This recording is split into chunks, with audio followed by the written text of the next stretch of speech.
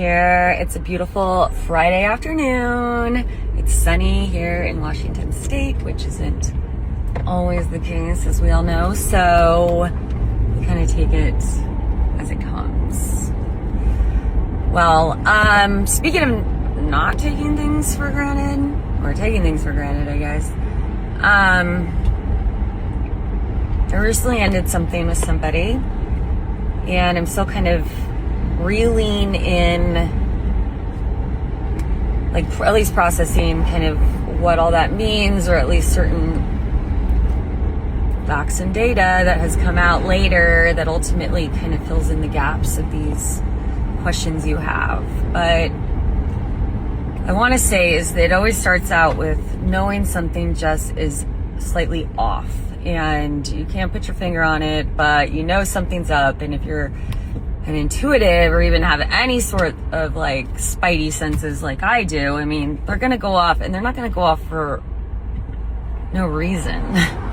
Especially if you're not normally a paranoid person, or someone that worries often, which I'm not. But you know, I recognize behaviors and patterns, and so I'm with somebody, and we live together, which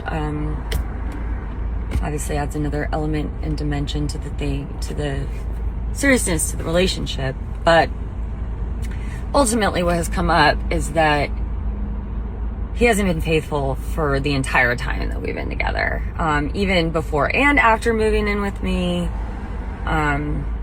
telling me things. Obviously, is like hot and cold patterns have come and gone. His inconsistencies have come and gone. He kind of shows up when he needs to get what he needs and what he wants, his fill, if you will. And then seems like anytime I needed something or I was facing something really difficult, I was by myself. He wasn't there.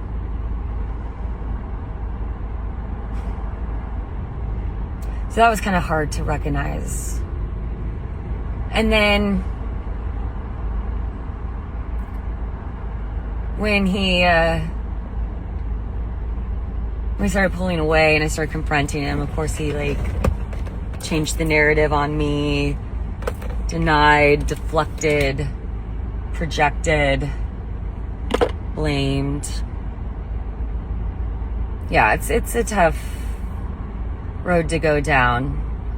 But ultimately, I had come to find out he had been texting with multiple people, but also had been creating a relationship or an expectation or an opportunity with his ex, whom he was texting behind my back. I got these kind of vibes. She started showing up in my thought processes, which once I start to pay attention to that stuff, I'm like, okay, well, take note, something's up. And I'm not someone that needs to snoop. I'm not someone that needs to go in and hurt myself. But the information always does come to me because I am open and I do ask for the truth. I am a natural truth seeker. Like if something isn't sitting right, it's not true, or there's more to be desired to the story. So it's like, and then obviously if you're paying attention to patterns, then these are habitual patterns. These aren't something that like are one-off that you can just easily forgive and move on. So unfortunately, he was telling this woman that he was going to leave me for her, and that he was unhappy with me. He felt trapped, that there was nothing going on between us, and he was always very like hostile. But that's absolutely not the case and not the truth. We tried very hard. We worked very hard together. It was always my intention to be a good girlfriend and provide and show up in the ways that I could and hopefully be met, you know. But the whole thing kind of unraveled when I asked he went out of town, started to act distant, started to make excuses for himself. And then when I asked for like good night texts or good morning texts, which are like something that's very important to me, I think these are little rituals that keep a relationship upbeat. These are rituals that say, hey, I'm thinking of you, you matter to me, and I hope you have a great day. It's very simple, but when I did mention that, that's when he pulled back and then he started to refuse it. And I said, I mean, it's a narcissistic tendency. I can see this shit a mile away now, having gone through these things and learning. However, when he pulls back and refuses my needs, and I'm sitting here like, what if I were to do that for you? What if I said, like, I know you're a man and, you need love and affection just like the rest of us, but is this, like, if I were just to stop giving you that, how would you feel?